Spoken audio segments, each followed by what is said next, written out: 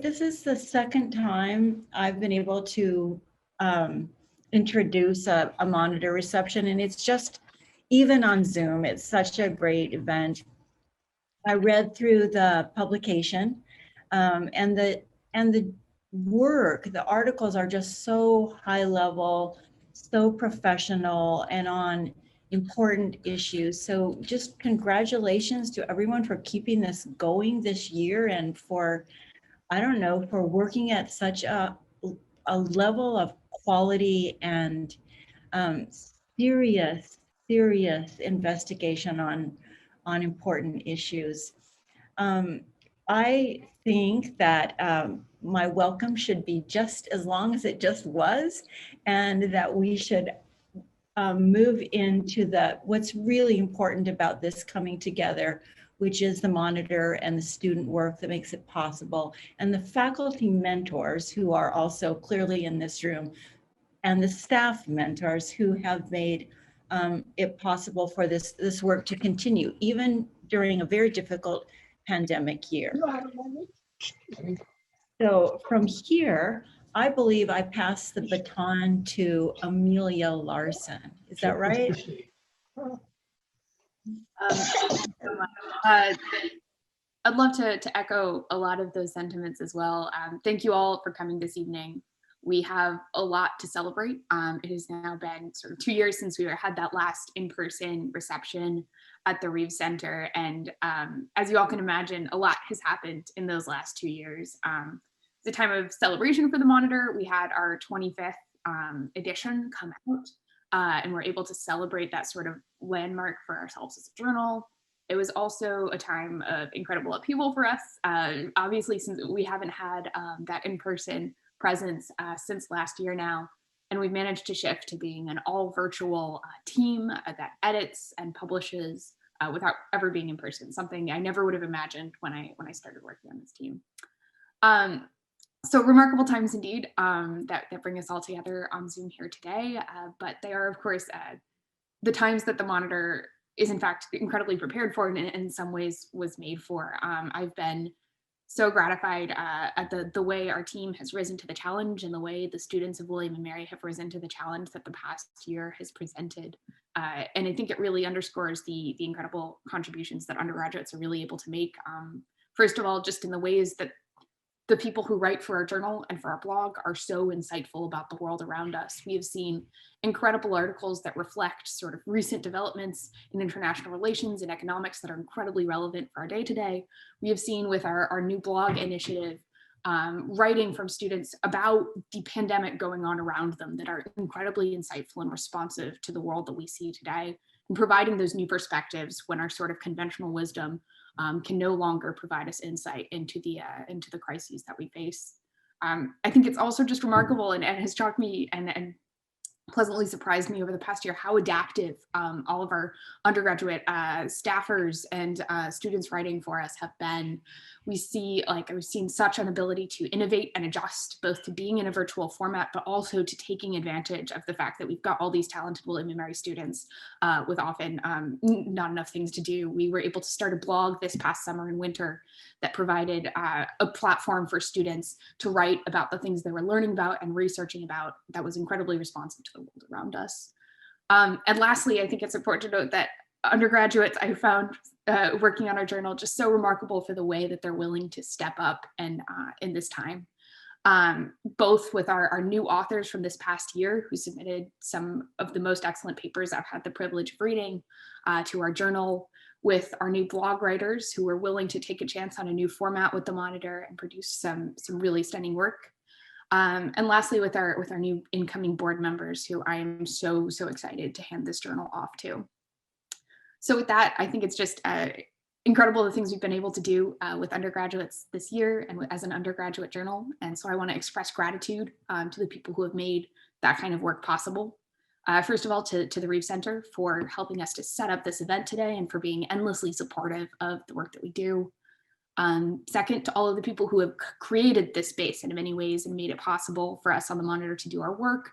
Mr. Haynes and Mr. Hankinson, of course, who I am so excited to have joining us here today, and to Mr. Schatz as well, and to all those people who have all the partners that the Monitor has had, academic and otherwise, who have believed in the ability of undergraduates to make these really substantive contributions.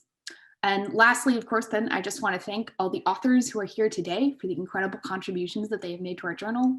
You are the reason we exist, and the reason that we continue to exist. So I thank all the authors who have made it today and all of our staffers who have really made this journal what it was.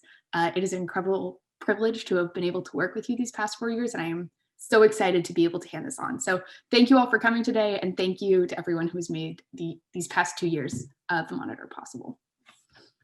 We just want to leave time that anyone who worked on the Monitor, if they wanted to like share about what they do or experiences they had writing their articles this year, anyone who just wanted to talk, we wanted to give a chance for them to do so at this time. So I'm a professor, and I know that sometimes we just have to take a breath and wait to see if somebody raises their hands. And I'm going to do that right now. And if sure, not, I'd like to say a quick few words then. Like Amelia emphasized, we had to adapt to a lot of changing conditions. I believe I should introduce myself too. I'm Frank Benner. I'm the managing editor, or I was this past year. And I was very impressed by the work that the staff members that we have on the Monitor, what they achieved, especially because we're a volunteer organization. Everybody that contributes to the Monitor does so willingly and of their free volition. And especially with the COVID semesters that we had, it can be difficult to motivate individuals to participate, to take part in the training that we offer, as well as then putting in the time and work to review articles and edit them, and then eventually with the articles resulting in publication. And I especially appreciate the work of our associate editors, whose efforts oftentimes go unnamed because of the double-blind review process that we have. But they're one of the most essential parts of the Monitor. And for those associate editors who are here, I applaud you and thank you for your efforts, especially during this past year. And thank you as well to the rest of the staff who put in extra effort at times to coordinate across various time zones to get things done. It's been a pleasure working with everybody. all right, I'm now going to move to the next phase and introduce the award, the Lucas Haynes Hankinson Prize. Lucas Haynes, BA in International Relations in 1993, and Denzel Hankinson, BA in International Relations in 1994, were two of the three founding editors of William & Mary's Monitor, which they launched in 1993. In establishing this prize, they have demonstrated their commitment to ensuring that the Monitor, a fully student-managed and edited journal, continues to play an important role in the internationally focused intellectual life at the university. Their goals for the prize are to recognize excellence and to encourage the prize winner to participate in the Monitor's work. Consequently, we hope students will consider to continue applying to join the Monitor staff as a collaborator or reviewer during their time at William & Mary.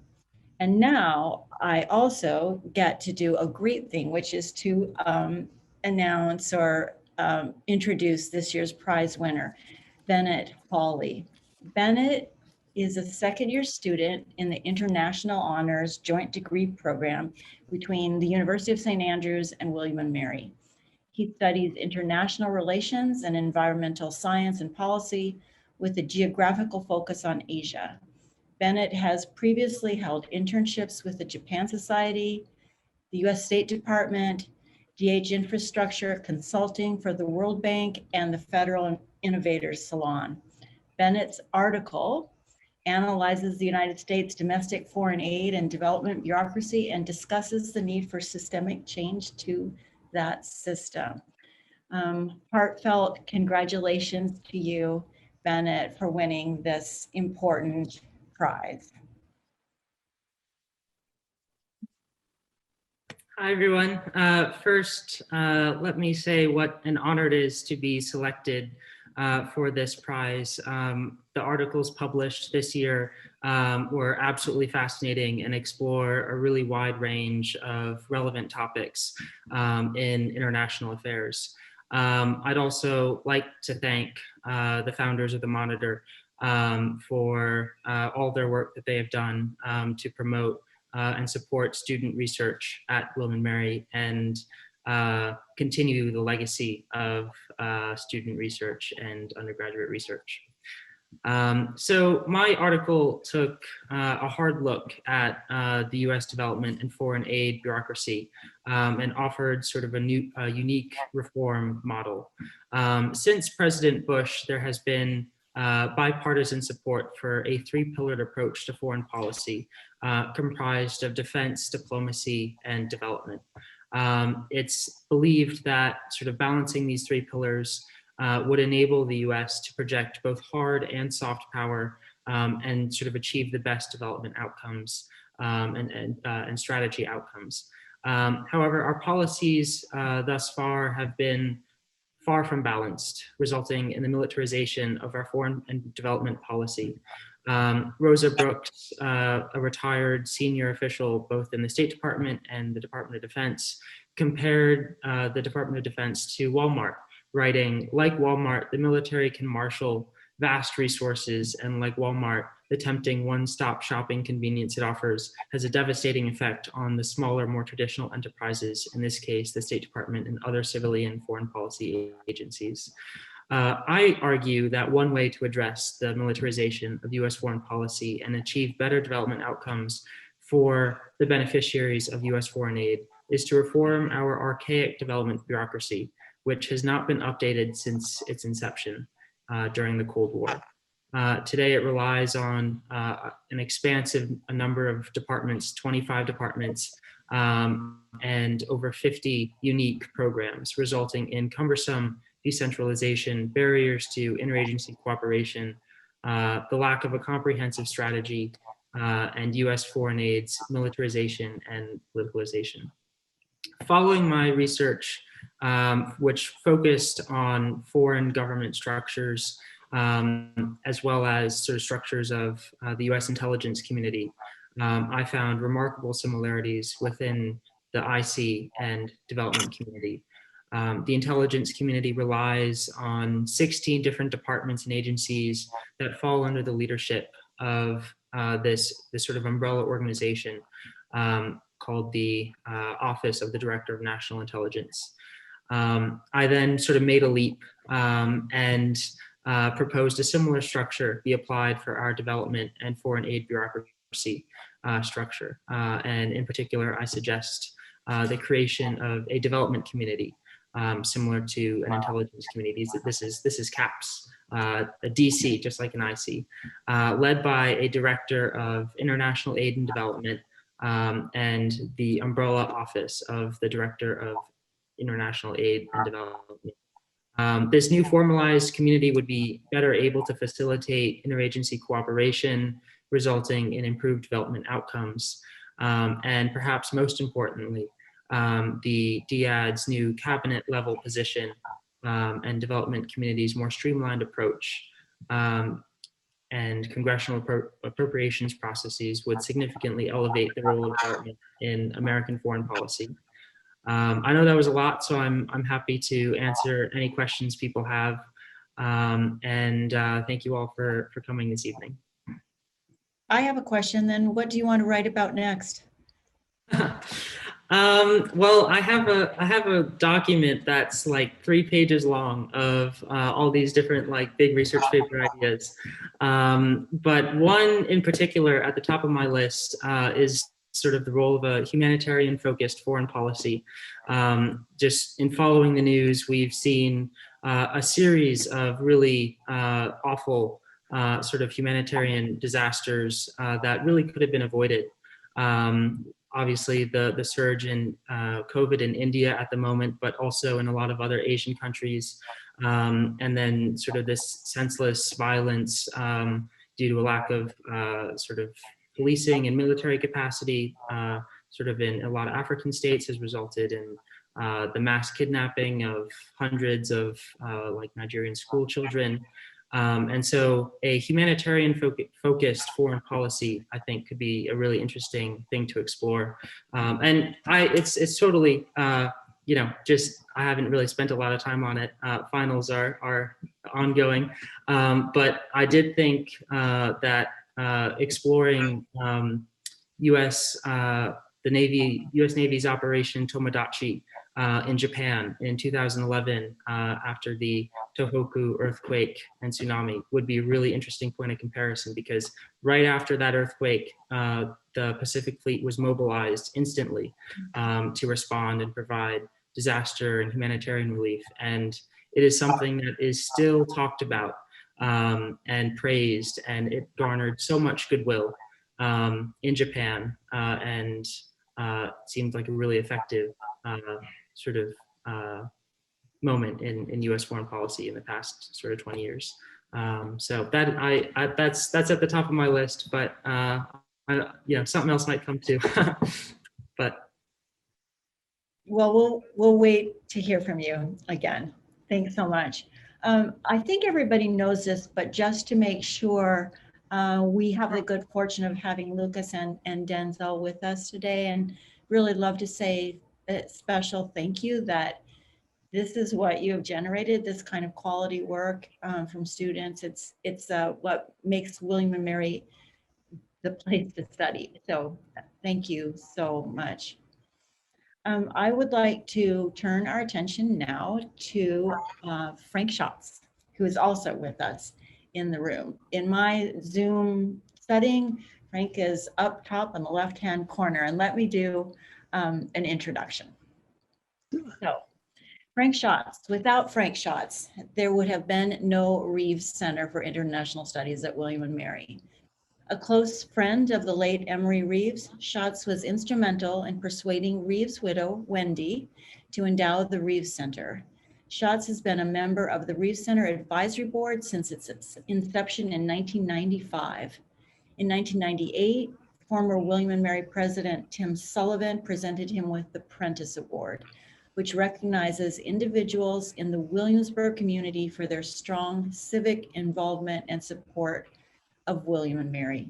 In May 2015, Schatz was welcomed into the Alumni Association as honorary alumnus. During World War II, Schatz was forced into a Nazi slave labor camp. He escaped and joined the anti-Nazi underground in Hungary. After that war, Schatz embarked on a journalism career, spending time as a Prague-based foreign correspondent. He met his wife there, and in 1954, they fled communist Czechoslovakia. They traveled around Europe and Middle East before arriving in the United States in 1958. Schatz continues to be active as a journalist, writing columns twice a week for the Virginia Gazette and the Lake Placid News. We are so fortunate to have you in our midst. Thank you for being here. And I actually will turn the floor over to you now, Frank, so that you can introduce the recipient of the Schatz Prize. Right. It is my first experience with Zoom, so please bear with me. And I have to behave because many of my friends are also watching. So I will do my best. Once again, like in years past, I was asked by the Reeves Center for International Studies to select the best essay submitted by undergraduate students to the monitor. It is always a difficult task because almost all the essays submitted for publication and accepted by an independent student staff editorial board are of exceptional quality. But the Schatz Prize can be bestowed only on one essay. After much pondering, soul searching, I choose as the recipient of the Schatz Prize this year, Daniel Batterman essay, The Democratic Disconnect, Why Hamas' Apparent Ideological Moderation Has Not Led to Behavior Moderation in Governments in the Gaza Strip. The Daniel essay is superbly researched, well written, and deals with an issue that has ramification not only in the Palestinian territories, but also around the world, where nations are struggling to establish democratic governance. It is a great honor to me to be entrusted this passing judgment over the work of such talented students as the authors of the Monitor essay are. I am very honored and pleased that you invited me and listened to me, and I hope that all those authors of each one of those essays will make William and Mary one of those colleges where leaders of this nation are still being born and raised and educated. We have a lot of presidents who came from this college, and I hope in the future we will have again. Thank you for inviting me. Danielle, would you like to say a few words? Thank you so much, Spring. Sure. Yeah, I just would like to start by thanking Mr. Schatz for selecting my article, for those very kind words. I was honestly very surprised to have been chosen when I got the email. So kind of like Bennett said, I was very humbled to have been chosen among all this year's great scholarship. Like Mr. Schatz kind of mentioned, my paper focuses on understanding the disconnect between Hamas's efforts to moderate ideologically, which had been seen through changes in domestic rhetoric and also the group's willingness to negotiate diplomatically with Israel, and its continued failure to govern democratically in the Gaza Strip. I did not plan to go into as much detail about my article as Bennett just did. I think instead I'm going to kind of focus on how my area of interest, which is conflict studies, has been greatly shaped by the courses I took while I was a student at William & Mary and the faculty who really have helped guide me. I first became interested in the Palestinian-Israeli conflict in specific and how it's approached by policymakers in my second year of college in Professor Wilkerson's National Security Decision-Making course. Here we did a National Security Council simulation on the topic, and it was here where I first realized how often the security community, or in this instance, students who want to enter the security community, don't recognize how crucial international development efforts are in kind of creating enduring stability in regions of conflict, particularly in the Middle East. Building off that interest, I took a course in international security with Professor Smith that following spring, and this course really broadened my understanding of security as a whole and reinforced how critical it is to recognize non-traditional threats, such as those caused by population growth and climate change. And this motivated me to shift my focus officially towards the intersection of development and security rather than just security and isolation. The interest in international development, specifically applied to violent conflict, that I derived from both these courses played a major role in pushing me to select Professor Grewal's Political Islam course for my senior seminar. This was probably one of the most critical courses I took during my college career, not only because I wrote this paper for it, but I ended up deciding based on it to pursue my master's in conflict studies at the London School of Economics this past fall, where I'm currently a student and I'm focusing on sustainable governance. So I really mostly just wanted to take this opportunity to thank all the aforementioned professors for the really major impact that they've had on my studies and kind of my future. And I really appreciate all their help. And again, to thank Mr. Schatz for this great honor. And I'm really appreciative of being selected this year. Congratulations, Danielle. And now, Amelia, it's back to you, and you will do. Actually, Teresa, I'm going to just step in real quick. Sure. As Teresa told us earlier, we're very fortunate to have Lucas Haynes and Denzel Hankinson with us this year. So we just wanted to give them a couple minutes to speak to the Monitor staff and say a few words. So please help me in welcoming Lucas and Denzel to our chat. Thank you, Tyler. Denzel, should I go first? Go for it. They never should have given the mic to us, but now it's happening. It's all yours. Well, thank you to Dean Longo and Amelia, of course, and these amazing award winners. It really is such a pleasure to be here. Every year I miss this ceremony.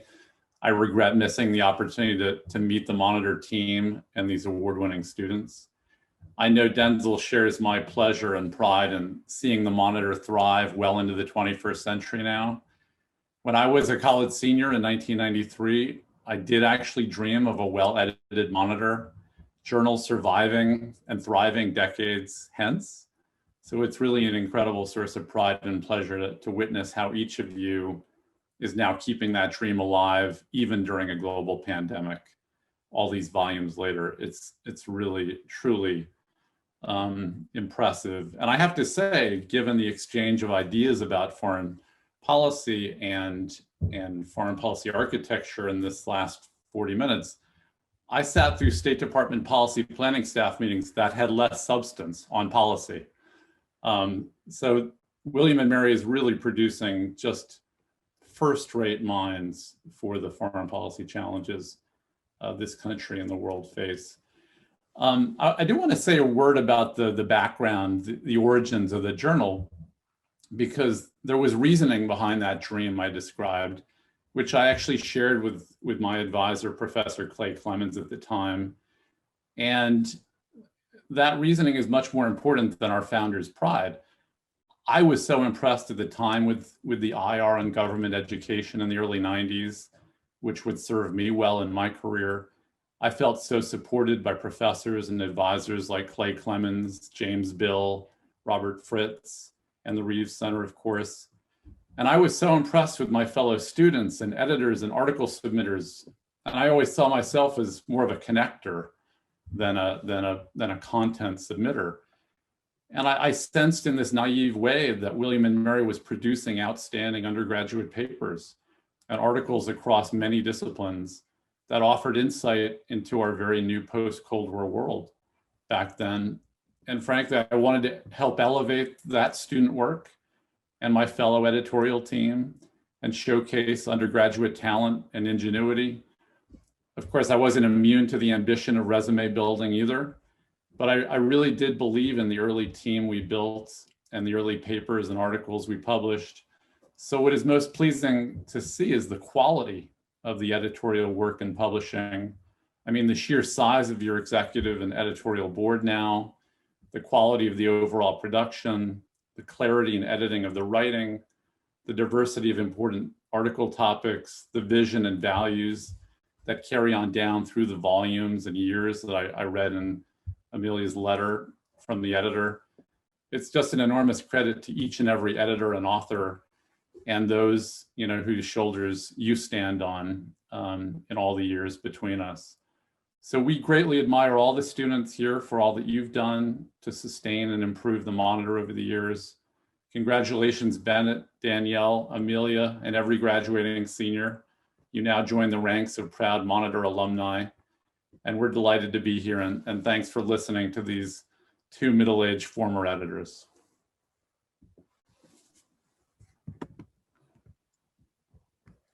Denzel, it's your turn to embarrass yourself. Oh, okay, good enough.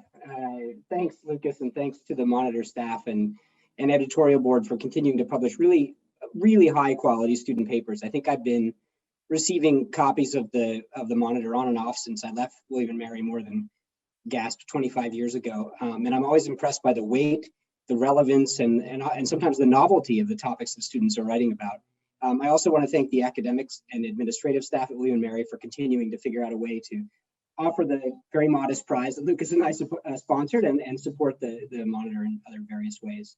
I think this is the first time I've been present, virtually or otherwise, for this ceremony and the actual awarding of the prize. And I'm thrilled that I actually know the winner in this particular circumstance. Bennett has been working with my firm as a research assistant since last fall and has been doing a really fantastic job evaluating a collection of about 150 activities funded by the Public-Private Infrastructure Advisory Facility, which is a trust fund housed within the World Bank.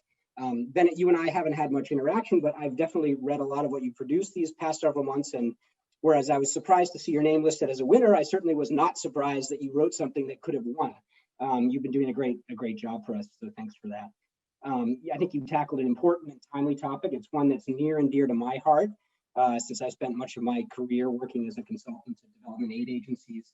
And you proposed something that's innovative and I think also grounded in realism.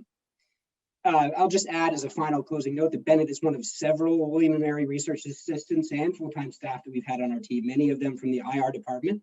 And I never cease to be impressed by the quality of writing that comes out of the school. So I think the Monitor helps to celebrate that, to reward it and perpetuate it.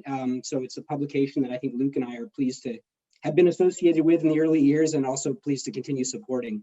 And thanks very much for letting us participate in the ceremony. Thanks to both of you. We're just really glad you could be here today. I guess that is one of the upsides of us living our life on Zoom, to have access to the two of you. So thanks again. Congratulations to everybody. I would love to turn this over to Amelia now, who I know has some closing remarks for us. Awesome. Yes, thank you so much.